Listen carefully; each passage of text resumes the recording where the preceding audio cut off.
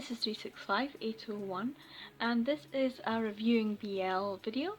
I know I haven't done one for a long time, but I thought I would do one on this, and I'm sure you know why.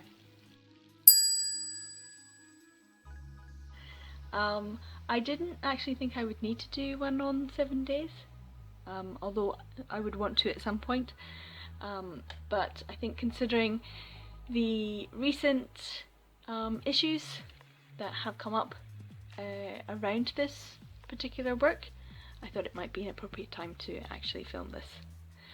I'm actually incredibly gratified to see the response on social media from so many people within the BL community with regards to this work in recent days, and to see how much people appreciate this story and have used this time to promote this story and this work and the works of the author Benio Tachibana, and of course the artwork, the illustration by Rihito Takarai, and their other works as well, and of course SuBLime, who have produced this particular volume that you can see.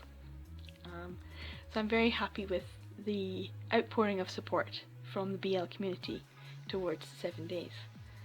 I had thought that most people would know about this, but there have been some people who have commented, "Oh, I haven't actually read it, I don't know what this is about," and I thought that was quite interesting. So it seems as though it's something that many of the older Fujoshi, Fudanshi and Fujin amongst us, who have kind of grown up or developed their taste along with this work, and so we are more aware of it, and it has a place in our hearts that perhaps it doesn't hold in some of the people who are just coming into reading BL, younger readers or people who have shied away from BL and have just become acquainted with it. So yeah, for me, I think this is like a modern classic within the BL works. So we get the old classics, the old classics by like Moto Hagio, and then you get the more modern classics, and I would put this within a modern classic for BL as a genre. 7 days. It's quite an important work, I think. So yeah, today's video is going to be about 7 days and my review on it. Now, I have spoken about 7 days before in a different video. I think it was in last year's Buzzword Readathon video. I think I did last November, and it was all about numbers. And so of course 7 being a number, I talked about 7 days and how much it meant to me at the time and how much I was looking forward to finally getting this new volume as well, even though I already have both a digital copy of the previous incarnation. June Manga had released the 2 volumes separately and also digitally as well. So I have both digital copies of those 2 volumes, and I think 2 copies of each volume as well from the June imprint. So I have this in several incarnations, and I'm very pleased about having it in many different ways. I think I'll go into that a little bit later on, but let's go on to what this is actually about. So this story centres around 2 main characters, Yuzuru Shino, who is a 3rd year student, and Toji Seiryo, who is a 1st year student. They're both at the same school and they're both in the same Japanese archery club, so they are aware of each other. The main point is that Seiryo has the habit of dating girls for 1 full week. Whoever asks him out on the Monday, he will date them and be the perfect boyfriend for the full week, until finally on the Sunday saying, "I'm sorry, I couldn't fall in love with you," and then dumping them, moving on to the next girl the next week. No one seems to mind about this, but he is infamous in the school due to it. And kind of by chance, Yuzuru ends up meeting him on the Monday before anyone else does, and thinks that it would be a good laugh to just ask him out so that he becomes the girlfriend for the week. They can date for a week and he can get the perfect boyfriend. He thinks it's very funny, and mainly is just saying this to get a bit of a rise, but of course it ends up taking on that fake dating trope, and also the boys thrown together for a week.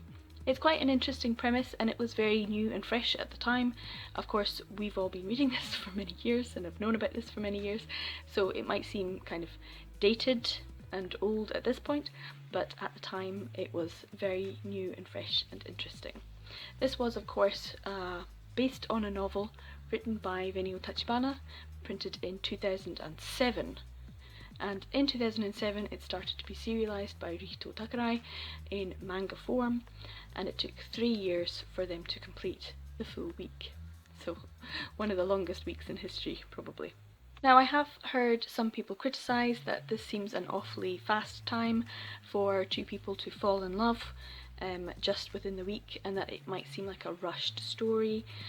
I, however, disagree, due to the fact that it was originally a novel, and therefore in the novel there's a lot more exposition, a lot more known about characters' feelings, and a lot more about what's going on. So a novel version always has more information than a manga version can always portray, especially in adaptation. This has come across in many BL adaptation works. I've always enjoyed them, but it might always come across as being more surface. This one, however, I don't think is surface. I think there's a lot more said through the deft artwork of Rihito Takerai, and I think it really does depend on how much you're reading into the artwork, how much you're reading into the expression, and how much you yourself are involved in the story. I also think that this is an impression that is given because it's a BL work. Oh, how dare they fall in love and say that they're falling in love in just 1 week, when if this was any other male-female story, a romance story set that way, well, of course they're going to fall in love as soon as they set eyes on each other. Love at first sight, of course, that's perfectly acceptable. But two people falling in love over several days, that's ridiculous. So for me to hear that kind of opinion, I do think, well, are you reading a lot of romance? Perhaps you're not. And within romance as a whole, being able to fall in love over several days is nothing new. It's kind of what happens. That's romance. Now, the setting of the story is within the high school, and within the homes of the two main characters, and within the dojo of the Japanese archery club. And it seems very natural and normal and very realistic. For me, as I've been in Japan and I've been in Japanese high schools and I've seen dojos and things like that, it does feel very, very realistic. The drawing of the outside spaces, the walks to and from the train stations, across bridges, views into the more fancier homes, that all seems very realistic to me, so it seems grounded in realism. This is a very quiet, small setting story.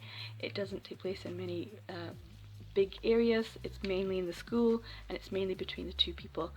So it's a very quiet, slow-moving, gentle story. And this is the kind of story that contrasts slightly to other works that were being produced at the time, from 2007, so the mid-2000s, is a time period that is quite heavily criticised within BL, whereas this one was a standout for not being within the works that were being criticised. It was standout because it was focused, it was concentrated, it was just these two characters mainly about their emotions and their development and their relationship. So it was quiet, slow moving and concentrated. Very different from some of the other BL works that were being produced at the time, and that's why it became such a cult following, to be so beloved by others who were reading it. Now, as I mentioned, it was originally a novel by Venio Tachibana, written in 2007, and serialized for 3 years by Rihito Takerai as the adaptation manga. Now, I just want to point out that I did a little bit of research for this, and I went onto the Baka Manga Updates website and wanted to check on the dates and things. So Rihito Takerai, it states as being born in 1989, which would make her only about 17 or 18 at the start of serialization. She was only 17 or 18 when she started drawing this manga. I think we should all just take a moment, a brief pause, to think back at what we were doing at the age of 17 or 18, because I certainly wasn't producing some amazing work. I was at art college and I was mostly waiting tables and wondering what I was going to do with my life. So knowing that she was that age when she was producing this makes me all the more appreciative for the work itself, for the artwork, the art style that she started out with. I know she was doing doujinshis before that, and she continued to make doujinshis, and while she was serializing this, she was also serializing a shoujo manga adaptation as well. So for her to be working solidly from the ages of 17 or 18 up to the ages of 21 on this beautiful, beautiful piece of work, and to be able to maintain her art style for those 3 years as she developed, and to have such a developed art style by that age already that we can continue to see as she produces more work, I think is absolutely astounding, and we don't really give her enough credit. I just want to mention some of her other works as well. She does have in English a non-BL title, and I'm gonna butcher the pronunciation. I'm not sure if it's Granliers or Granliers, which is quite a beautiful title as well. And of course she is mostly well known in BL for 10 Count now. This was the latest big work that she had, which you can see behind my copy of 7 Days. A 6-volume series, all published by SuBLime Manga as well. This became a huge cult classic as well, written by her and the art by her. So this is solely Rihito Takarai's work. But she has been very much a well-loved figure within BL since 7 Days, because as soon as she finished 7 Days, she then moved on to her own work, which was Hana no Misoshiru, and there was 3 volumes of that, and then a single volume of Hana no Miyakode. Unfortunately, the license was picked up by DMP, I think, not even June Manga, but DMP, and of course they only did volume 1 digitally, and I really do feel like it's held hostage at the moment. That is an incredibly beloved series as well, 4 volumes, so I'm really hoping someone out there in the publishing world will pick it up, given the fact that 10 Count has done quite well, 7 Days has been had a license save from June into SuBLime. So if someone would like to save Hana no Misoshiru, I think I would be very happy about that as well. Certainly want to get a copy of that in English. I do have to mention, of course, that this is a series that has been loved by Fujoshi since it was created, and that's due to the fact that it has been scanlated. I don't think we should gloss over that there's so many older Fujoshi, Fudanshi, Fujin that have this love for this series due to the fact that it was being serialized over 3 years, but also scanlated at the same time. So we were aware of it because of that, and that's why we would want a copy when it was purchased. And as I mentioned, I have this copy, I have 2 volumes of both the first volume and the second, 2 copies of the volumes of both the June ones, and them digitally as well. So yeah, I'm going to purchase anything Rihito Takurai produces, I think. She does have beautiful, beautiful artwork. It's so deft, the expressions are so well placed, and I think this is a main point within the story, the way that Yuzuru really resents the fact that people just look at him as a beautiful face. This is a main element to the story that runs right through, the fact that Toji just looks at him and says, yeah, he's got a beautiful face, but as he spends time with him, he finds out he's not just a pretty face, he has so many expressions, and he's quite happy to express them. And yet the girls that Yuzuru has dated have all been disappointed because he has this range of emotions, and he's showing them on his face, that he takes this pretty face and he scrunches it up, or he shouts loudly, or he is basically a boy and he's a normal boy and he expresses himself in a normal way, whereas Toji is charmed by it. It seems everyone else that Yuzuru has encountered before was disappointed by it, and so you need to have an artist who is able to express all of those emotions, and Rihito Takurai is able to do that using her artwork, which once again I mentioned she was only 18 at the time, so it's really beautiful artwork done extraordinarily well to express this development in character and the range of emotions that the characters have.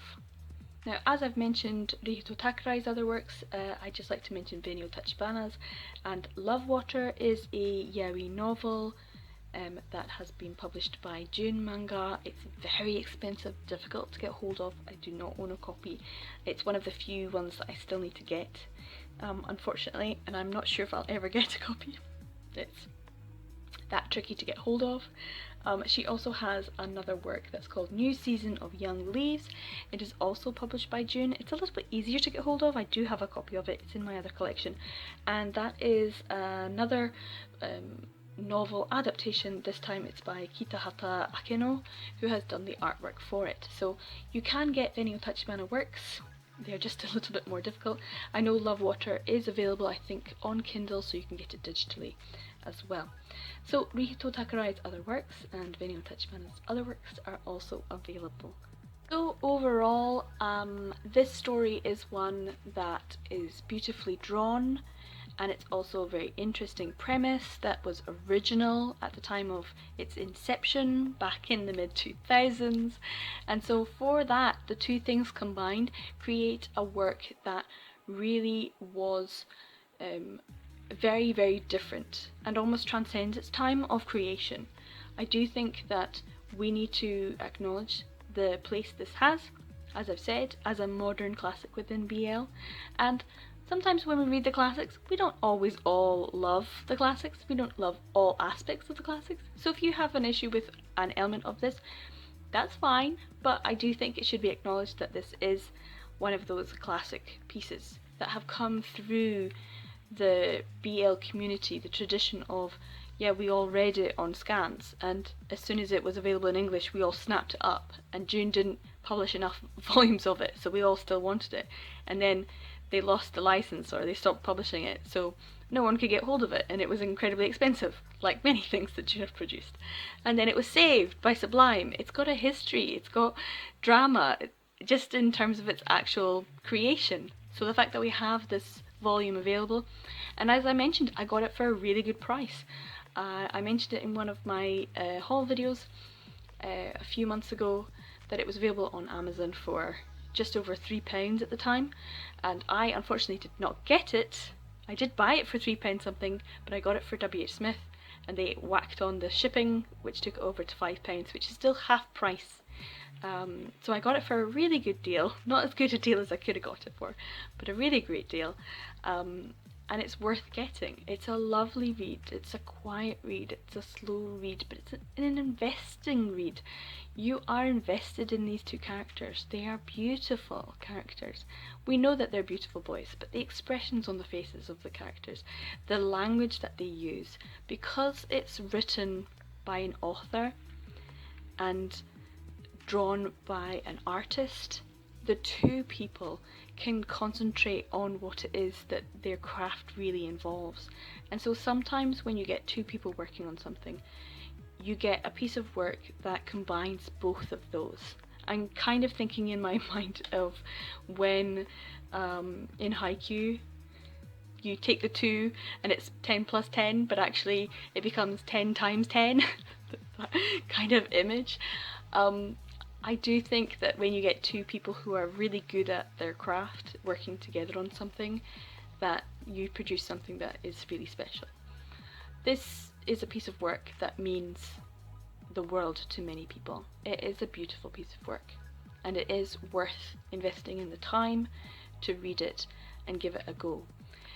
So I am wholeheartedly recommending you all to go out and get a copy of 7 Days. The Monday to Sunday version is a nice big thick juicy manga you can get your teeth into. It's very well done. This translation is by Adrian Beck, and who does a lot of other translations. I'm very happy with this one. I really do hope that more people give it a go, enjoy it, and fall in love with this as much as many old fujoshi did back in the day. An oldie but a goodie is how I would definitely describe 7 days. Please, anyone who is a publisher, Hana no Miyakode and Hana no Misoshiro is a beautiful work, also scanlated, but I don't care. I will buy the volumes, and many old fujoshi also don't care and would buy the volumes too. The many copies many copies will be bought in various forms. So yeah, 7 days, give it a go. It's a good one, it's a beautiful one, and with today's world and the way that 2020 is going, these are the stories that we need to sit down and enjoy. It is like self-care for your soul, just for a few hours. 7 days will do that to you, and it's wonderful. Nothing else to say. Thanks for watching. I'll see you in the next one. Bye.